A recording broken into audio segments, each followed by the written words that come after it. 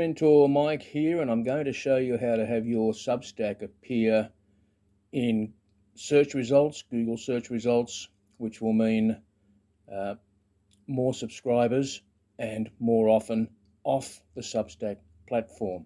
So here's what to do. I'll show you the result first, then I'll show you how to do it.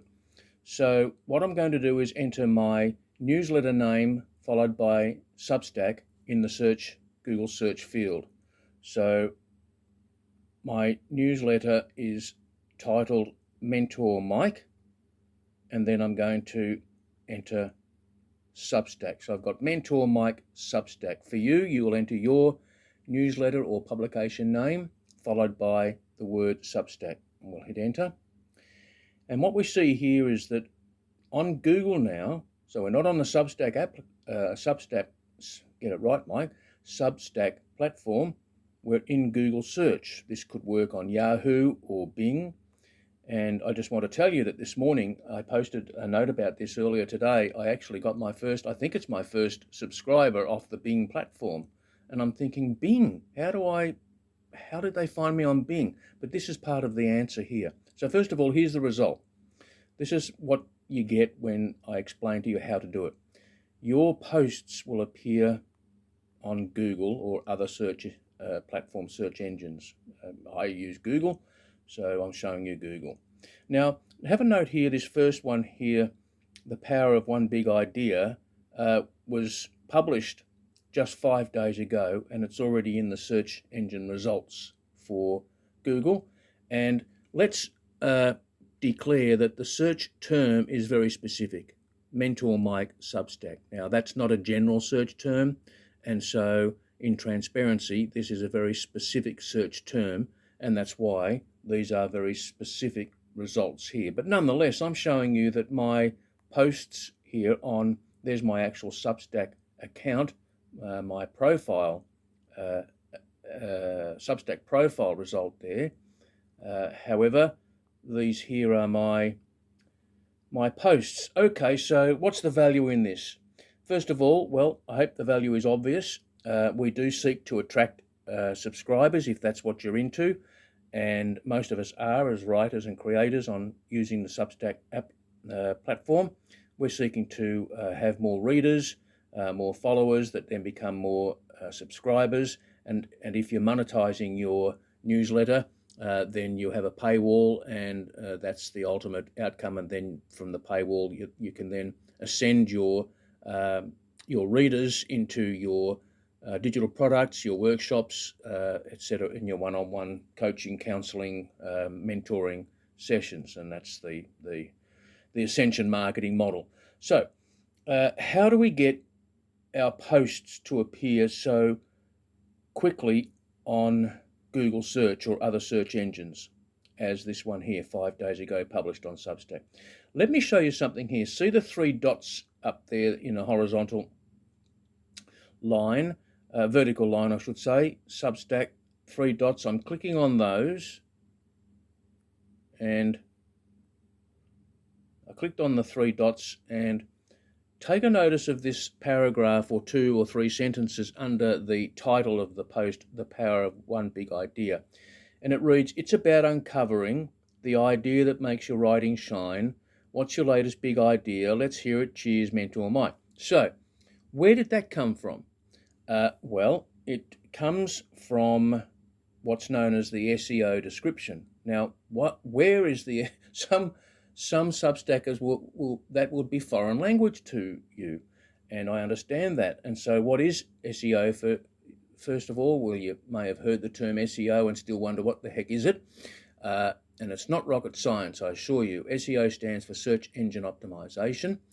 You can go down a rabbit hole if you do search SEO on Google, or even a beginner's guide to SEO. However, it's simply the terminologies that we can use in the settings of our posts on Substack to help our posts appear in search on search engines like Google, for example. So that's an SEO description, and we call that keyword rich. And so in this case, let's go to another one, actually. Let's go to another one. I'll hit the back button. Let's see, Confessions of a Well-Paid Freelance Writer, published on the 29th of December 2024, about a month ago. Let's click on those three dots. And the description there, lessons from my journey to building a profitable work-from-home writing career, from a wobbly card table to 5 figures. Now, let's get to how you can do this. I think I've shown you what's what here. Let's get to how you can do it. So I'm not going to go into the Substack app and into the settings. I want you to listen carefully and then make notes, and you'll be able to do this yourself. So when you are publishing a post, either not to go via email to your subscribers, or to go to your subscribers via email, as well as publishing to the Substack platform, before you hit publish, you'll go into the settings. And the settings is where we determine whether we want the publication, I should say the newsletter, the post, to publish straight to the platform and not by email, or we do want it to go to by email to our subscribers. If you scroll that down that page, so you're in Substack post editor, you've put in your text, your content, your headline, the title, subtitle, images, text. You've entered the subscribe now buttons and whatever else you may include in your post. But before you hit publish, you go to the bottom right of the, well, at least I normally work on my laptop. I sometimes publish straight from the phone. I find it fiddly being a baby boomer and with fat fingers, so I tend to use the laptop more often. But you'll find settings anyway. This is the post settings on Substack. You click on the settings, you open it up, and you keep scrolling down and you'll see SEO. You open the SEO field and you'll see that you can edit the SEO title and the SEO description for that post. Now, by default, the Substack platform pulls your title of the post and some blurb from the content of the post. So that happens by default. So you will publish some SEO title and SEO description by default, even if you don't edit it. But I like to go in and edit the title and the SEO description deliberately to include, they call it stuffing, but to include keywords that I know by doing my homework, people who are interested, baby boomers who are interested in perhaps starting a newsletter and don't know how, or don't know how to start a Substack, might search Google. And so I want my content, my posts, my Substack to appear when people search those more generic keywords. And that's why we use SEO. And that's the whole function of SEO, search engine optimization. So let's summarize the takeaway here. Let's summarize it and then give you the takeaway. The takeaway, first of all, is get your Substack seen more often by more people off the Substack platform. Do all that you're doing already to attract more readers, followers, subscribers on the Substack platform. And what are you doing? Hopefully you're posting notes every day and multiple numbers of them. Hopefully you're publishing a newsletter, perhaps at least weekly, maybe even twice or 3 times a week.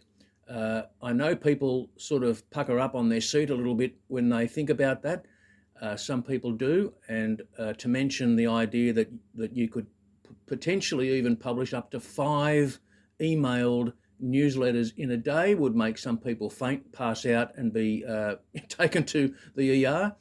However, there is one, at least I'm a subscriber to this one Substacker who does just that, for up to 5 emailed newsletters in a day. Well, I haven't unsubscribed yet. That doesn't mean that some people wouldn't unsubscribe, but if someone subscribes to your content and they're interested enough, they'll keep reading and they won't mind those extra emails. But look, as usual, I've veered off the subject. So back to topic. SEO, search engine optimization. You're already publishing on Substack. You're doing the things that we're encouraged to do to have our content read. We like we comment, we heart, we share others' work, we collaborate, we make contact, we talk, just straight talk, human being to human being in direct messages, and we form contacts, and that's how we grow our subscriptions on the platform. And then off the platform, here's how you can attract more readers and more subscribers. And as an example, this morning I got a new subscriber who came from the Bing, which is, I think, Yahoo, the Bing search engine. And how do I know that? Because you get an email, as you might already know, but if you don't, when you get a new subscriber to your newsletter, Substack will email to you and let you know that you have a new subscriber, and it'll also tell you where that subscriber has come from, whether it's been from a recommendation from another Substacker, or whether it's come from the Substack app, or in this case from off-platform such as Bing. Well, I hope you found this useful. If you have, please do me a favour, will you, and help me out. Give this note a like or a share. Certainly give me a comment. It encourages me to do more of what I do to help boomers begin a Substack, start a newsletter, and to grow an audience. Good luck with what you're doing, and until next time, this is Mentor Mike signing off.